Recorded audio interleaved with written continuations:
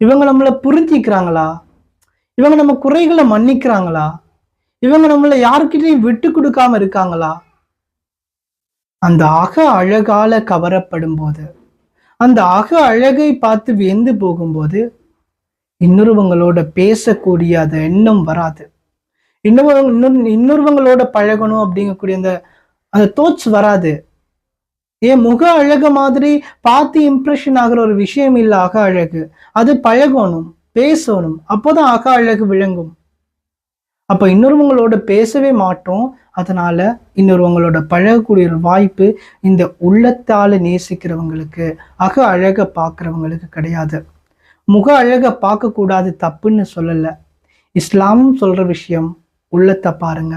அவங்க தொழக்கூடியவங்களா இருக்கிறாங்களா? அவங்க வணங்கக்கூடியவங்களா இருக்கிறாங்களா? அவங்க அல்லாஹ்வோட விஷயத்துல எப்படி இருக்காங்க? அப்படிங்கிற அந்த விஷயத்த பாருங்கன்னு தான் நம்ம இஸ்லாம்